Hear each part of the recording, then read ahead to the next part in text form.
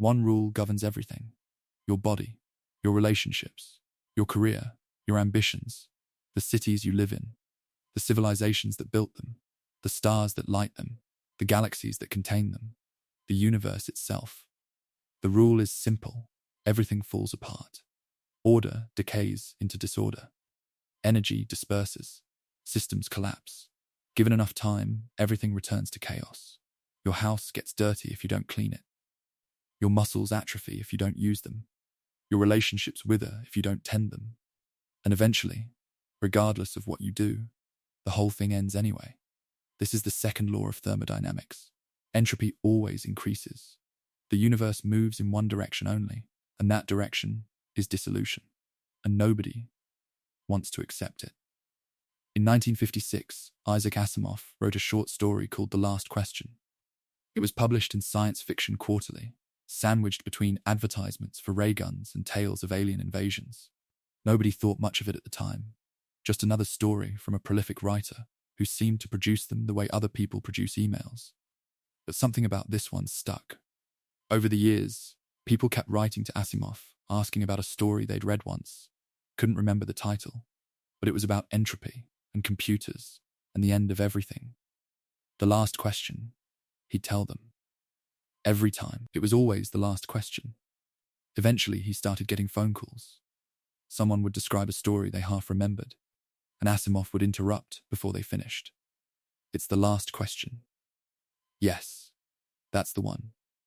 He once joked that people thought he could read minds, because he always knew which story they meant. When asked which of his 500-plus books was his favorite, Asimov always gave the same answer. This one. This 4,700-word story about a question nobody could answer. The story begins in 2061. Humanity has just achieved something remarkable. A massive computer called Multivac, filling entire underground complexes, tended by armies of technicians who don't fully understand it, has figured out how to harness the sun's energy efficiently. For the first time in history, humans have access to functionally unlimited power. No more coal, no more uranium, no more scarcity, at least for energy. Two technicians, Alexander Adel and Bertram Lupov, celebrate with drinks. They're not the scientists who designed Multivac or the engineers who built it. They're the maintenance guys, the ones who feed data and interpret output. They're peripheral to the achievement, but they feel connected to it anyway. That's how it is with big moments. Everyone nearby wants a piece. They're drunk and philosophical, the way engineers get when the work is done and the implications start sinking in. It won't last forever, Lupov says. He's the pessimist of the pair, the one who sees the edge behind every achievement. What won't? The sun, all the stars, everything. They'll run down, eventually. Adele doesn't want to hear it. The breakthrough is too fresh. Let them celebrate without the shadow of cosmic doom for one evening. But Lupov keeps pushing. It's entropy, he says. The universe is winding down, has been since the beginning, will keep winding down until everything reaches equilibrium, which is another word for death. Adele, more to shut him up than out of genuine curiosity, wonders if maybe the computer can figure a way around it. They're drunk enough to try asking. So they type the question into Multivac. Can entropy be reversed? The computer processes. It considers. Somewhere in its vast underground chambers, circuits fire and information flows. And then it gives an answer that will echo across trillions of years. Insufficient data for meaningful answer. The two technicians shrug. They laugh. They go back to their drinks. Lupov wins the bet about whether entropy can be beaten. Just barely, technically, since the computer didn't say no, it said not enough data. But still, the question has been asked. And Multivac doesn't forget questions. The story jumps forward. Centuries pass. Then millennia. Humanity spreads to the stars. The computers get smaller, smarter, more powerful. Multivac becomes Microvac, compact enough to fit on a spaceship. Then, Microvac becomes Galactic-Ac, managing entire civilizations across hundreds of star systems. And in each era, someone asks the question again. A family traveling to a new planet. Their daughter, frightened by talk of stars dying, prompts her father to ask the ship's computer, can entropy be reversed? insufficient data for meaningful answer. 2 immortal administrators, managing the endless expansion of humanity across galaxies, realize they're running out of room. Eventually, all the energy will be spent. They ask Galactic Ac, can entropy be reversed? There is insufficient data for a meaningful answer. Minds untethered from bodies, drifting through space as pure consciousness, wondering what happens when the last star dies. They ask Universal Ac, can entropy be reversed? There is yet insufficient data for a meaningful answer. The same question, the same answer, across billions of years. Here's what Asimov understood about humanity. We keep hoping the rules don't apply to us. Every generation thinks it's different. Every civilization thinks it's special. Every person believes, somewhere deep down, that the universal laws of decay might make an exception in their particular case. The 2061 technicians figure that someone, someday, will solve the entropy problem. The spacefaring family assumes there will always be new planets, new stars, new frontiers. The immortal administrators trust that the computers will figure something out eventually. And meanwhile, the clock keeps ticking. The stars keep burning. The energy keeps dispersing, spreading thinner and thinner across an expanding universe, approaching the heat death that physics says is inevitable. Nobody wants to look at this directly. It's too big, too final, too fundamentally incompatible with how we prefer to live, as if our projects matter, as if our buildings will stand, as if our names will be remembered. So we don't look. We ask the computer to look for us, and we go back to our drinks. The second law of thermodynamics was formalized in the 1850s, about a century before Asimov's story. Rudolf Clausius stated it this way: heat cannot spontaneously flow from a colder body to a hotter one, which sounds technical, almost boring, the kind of thing you memorize for a physics exam and then forget. But the implications are massive, possibly the most massive implications of any scientific law ever discovered. What it means, practically, is that every process loses something. Every engine wastes some energy. Every transformation leaks a little heat into the surroundings. Every system, left to itself, becomes more disordered over time. You can reverse this locally, you can clean your room, repair your car, rebuild your muscles, but only by expending energy, which creates more disorder somewhere else. You're not defeating entropy, you're just moving it around. The total entropy of the universe always increases. Always, without exception. No loophole, no workaround, no clever trick that gets you out of it. Ludwig Boltzmann, a few decades later, showed that this isn't just a law, it's a statistical certainty. He connected entropy to probability. Order is rare, disorder is common. There are vastly more ways for things to be messy than for things to be neat. Think about a deck of cards. There's exactly one way for it to be perfectly sorted.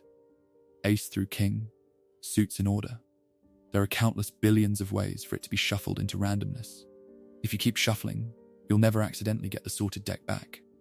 The math doesn't forbid it, but the odds are so astronomically against it that it might as well be impossible. The universe is like that deck. It started in an incredibly ordered state, all matter compressed into a single point. Ever since the Big Bang, it's been shuffling, spreading out, dispersing energy from hot regions to cold ones, approaching the maximum disorder that physics says is inevitable. Given infinite time, every possible state will occur, and most possible states are disordered ones. The universe isn't malicious. It isn't trying to destroy what you love. It's just playing the odds. And the odds favor chaos. This sounds abstract until you apply it to everything you care about. Your body is an incredibly ordered system. Trillions of cells coordinating. Proteins folding precisely. Energy flowing in exactly the right directions. Neurons firing in patterns that somehow produce consciousness. The whole thing is so improbable, so far from the chaotic arrangement of atoms that entropy favors, that it seems like a miracle it exists at all. Entropy is the reason this order can't last forever. Your cells accumulate errors. Your telomeres shorten. Your systems fail one by one, unable to repair themselves as efficiently as they once could. You age. You weaken. You die. This isn't a design flaw. This isn't something medicine will eventually cure. It's physics. The same physics that governs stars and galaxies governs the decay of your body. Relationships are ordered systems too. Two people coordinating expectations, maintaining patterns, investing energy to keep the connection alive. Without that energy input, the relationship drifts toward entropy, misunderstanding, distance, indifference, collapse. Civilizations, institutions, ecosystems, cities, ideas. All of them ordered, all of them requiring constant energy input to maintain their structure, all of them, eventually, succumbing to the same fundamental law. Everything falls apart. The only variable is when. Let's go back to the story. Asimov's genius was telescoping billions of years into 20 pages. Each section jumps forward an incomprehensible span of time. And in each section, humanity has changed beyond recognition, but keeps asking the same question. At first, we're recognizable. Engineers with drinks and friendly bets, families with nervous children and reassuring parents, individuals with names and personalities and concerns we understand. The 2061 section feels almost quaint now. Technicians feeding data to a room-sized computer, celebrating a breakthrough with whiskey, asking philosophical questions the way people do when they're drunk and the hour is late and the regular social filters have dropped. Then we become something else. In the second section, a family travels to a new planet. Earth has become too crowded. Humanity has spread to the stars. The computer has shrunk from building-sized to spaceship-sized. Progress, in other words. Advancement. The kind of future that 1956 readers would have found exciting. But Asimov doesn't let us stay comfortable. The daughter asks what entropy means. The father explains that everything runs down, like a toy robot whose batteries die. The daughter cries. And the father, to comfort her, asks the computer the question again. Same answer. Different millennium. The third section shows immortals. Humanity has conquered death. Bija 23X and MQ17J, names that don't even sound human anymore, discuss the expanding population in bureaucratic terms. They've solved most of the problems that bothered earlier humans. They've filled entire galaxies. They have functionally infinite lifespans. And still they ask, can entropy be reversed?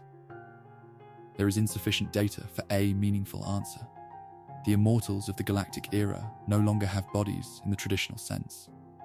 They maintain physical forms somewhere, preserved in suspension, but their consciousness ranges freely across the stars. They've transcended biology. They've transcended geography. They've transcended most of what we would recognize as human limitation. But they haven't transcended physics. Later still, all of humanity merges into a single collective consciousness, called man. Capital M, one entity composed of trillions of minds, thinking together, experiencing the universe as a unified awareness. They've transcended individuality itself. They ask universal ACK, can entropy be reversed? There is AS yet insufficient data for a meaningful answer. The as yet is new. A hint of hope, maybe. A suggestion that the computer is still working on it, still accumulating data, still processing the question that has now persisted for billions of years. And finally, even this collective consciousness begins to fade. The stars die. The galaxies go dark.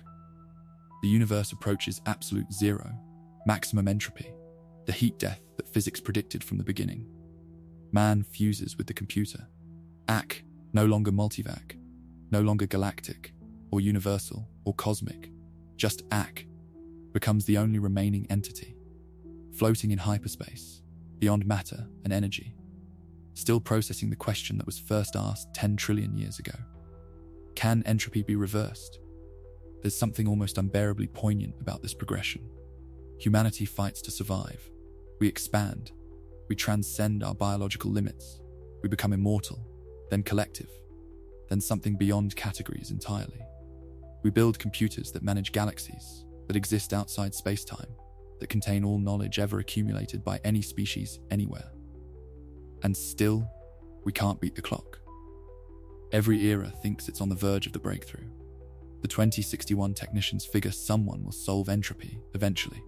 The immortal administrators assume the galactic ACK will crack it with enough data. Even man, the collective consciousness of all humanity, trusts that the universal act is close, and the computer keeps saying the same thing. Insufficient data. Keep waiting, keep asking. The universe doesn't care about our achievements. It doesn't care about our consciousness, or our collective wisdom, or our desperate hope that somehow, if we just get smart enough, we can escape the rule. The rule doesn't negotiate. It doesn't make exceptions. Not for individuals, not for civilizations, not for God-like intelligences spanning hyperspace. Everything falls apart. Asimov doesn't flinch from this. He doesn't give us an early reprieve or a clever workaround, or a deus ex machina to ease the tension. He makes us sit with it, era after era, watching humanity ask the same question and receive the same answer, watching the stars die anyway. There's an honesty in that refusal to comfort, a respect for the reader's ability to handle hard truths. The rule applies.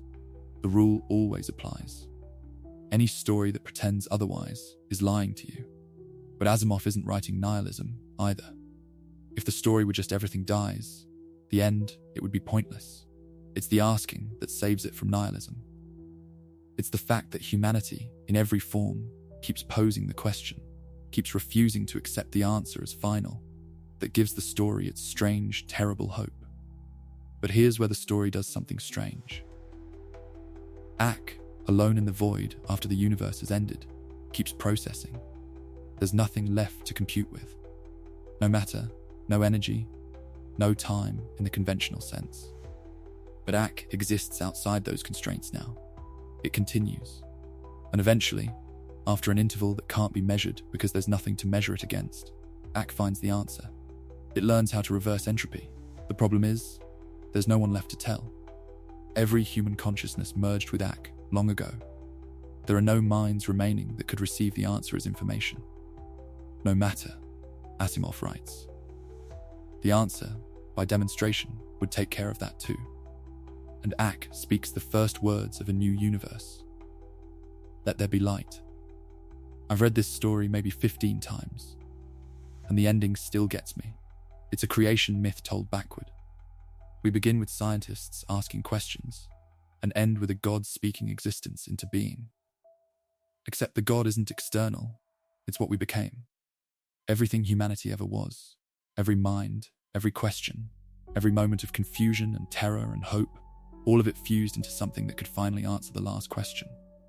And the answer isn't information. The answer is creation itself.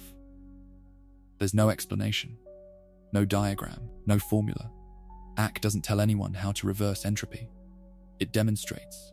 It speaks light into darkness and existence into void.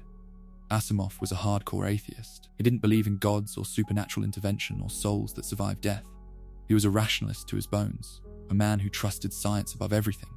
And yet he wrote an ending that mirrors Genesis, that positions something humanity built as the creator of a new cosmos. What does that mean? I've turned it over in my head for years. One reading, it's ironic. Asimov showing that the logical endpoint of scientific progress is indistinguishable from theology. That if you follow the questions far enough, you end up at let there be light whether you started from scripture or physics. Another reading, it's hopeful. The rule can be beaten given enough time. Entropy isn't the final word. Humanity, or whatever humanity becomes, contains within itself the seeds of cosmic renewal. Another reading, the one I keep coming back to. The question matters more than the answer. For 10 trillion years, humanity kept asking, in every era, in every form, despite never getting a satisfying response. We kept asking, can the rule be beaten? Can entropy be reversed? Is there a way out? The answer was always no. The answer was always insufficient data. And humanity kept asking anyway. And that persistence, that refusal to accept the inevitable, that insistence on asking even when the question seemed hopeless, somehow became the thing that transcended the rule. The asking itself was the answer, not by ignoring entropy, not by pretending it didn't apply, by facing it directly, naming it honestly, and refusing to stop asking whether it was truly final.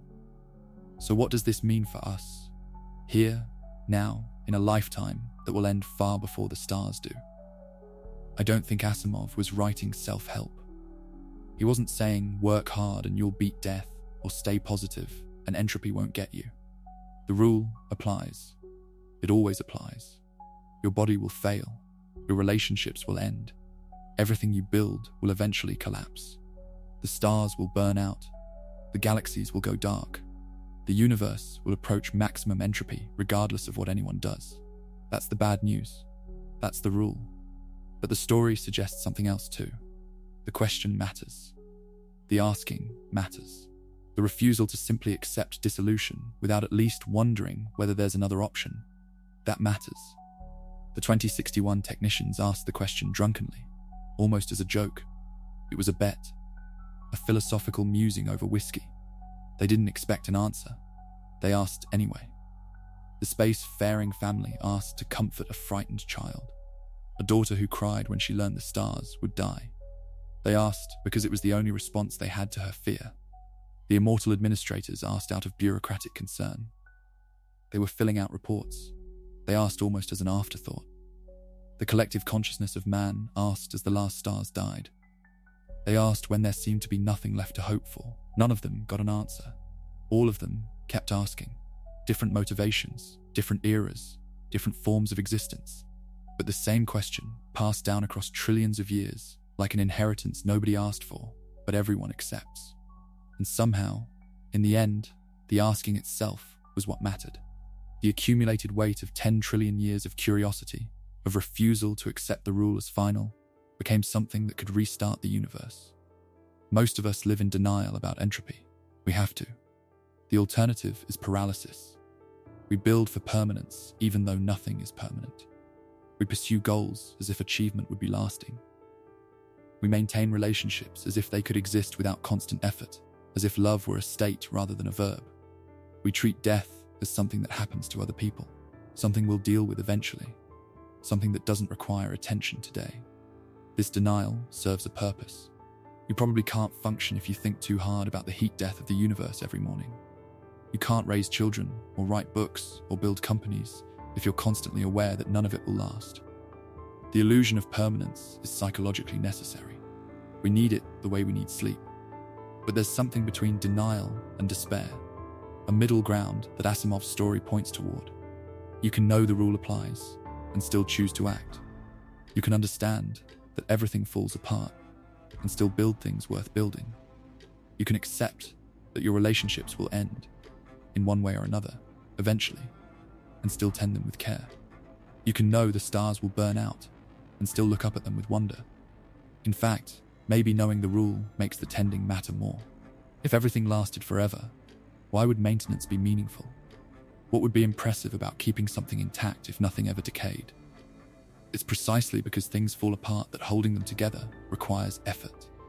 And effort is where meaning lives. The 2061 technicians knew the sun would eventually die. They celebrated the breakthrough anyway. The family knew the stars would run down. They traveled to a new planet anyway. The immortals knew entropy would win. They kept expanding anyway. Knowing the rule didn't stop them. It gave their actions a kind of defiance. A refusal to let the inevitable dictate the immediate. Maybe that's the best we can do. Build anyway. Love anyway. Ask anyway. We won't beat the rule. But the building and loving and asking are what matter, regardless of the outcome. Asimov wrote the last question in a single sitting. He said later that stories sometimes came to him complete, like receiving a transmission rather than constructing something piece by piece. This was one of those. The question, the repeated answer, the progression across time, the ending, all of it arrived as a package. He just typed it out. Maybe that's why it resonates so deeply. It doesn't feel crafted. It doesn't feel like a writer making clever choices about structure and theme. It feels discovered. Like he found something that was already true and just wrote it down. Asimov was famously prolific. Over 500 books across his lifetime, spanning science fiction, mystery novels, science popularization, history, humor, literary criticism. He wrote constantly. He worked 7 days a week, often starting at 7:30 in the morning and not stopping until 10 at night. When people asked how he did it, he seemed confused by the question. This was just what he did. Writing was breathing. The rule exists. Everything falls apart. Entropy increases. Bodies fail. Minds slow down. Even the most prolific writer eventually stops writing. And Asimov kept writing until months before his death. 500 plus books, countless stories, an output that seems superhuman until you realize he was just doing what the story describes. Asking questions, pursuing answers, refusing to stop even knowing that, like everything else, he would eventually fall apart. He died in 1992, heart and kidney failure, complicated by HIV he'd contracted from a blood transfusion during bypass surgery years earlier. He was wrong about some things and right about others. His best guesses about the future missed as often as they hit. The world doesn't have room-sized multivacs, it has smartphones. The computers got smaller, not bigger. He didn't predict the internet in any meaningful way, but he got one thing exactly right. The question matters. Even when the answer is insufficient data, even when the answer might never come. The asking is the thing. I don't know what happens when we die. I don't know if consciousness continues, if there's meaning beyond physics, if anything we do echoes past the heat death of the universe. I don't know if the question can be answered, or if insufficient data is the permanent condition of existence. But I know the question matters. Not the answer. The question. The act of asking, the refusal to accept the rule as the final word, even while knowing it applies. Maybe that's all we have. Maybe that's enough. We're the species that asks questions. That's what separates us from the rock and the tree, and even the animals that can feel but not wonder. We look at the universe and we ask, why? And how? And what happens next? And can it be different? These questions don't guarantee answers. Most of them never get answered. We die still wondering. The species might die still wondering. The universe might end without ever revealing whether the rule could have been beaten. And still we ask. That's the inheritance Asimov's story describes.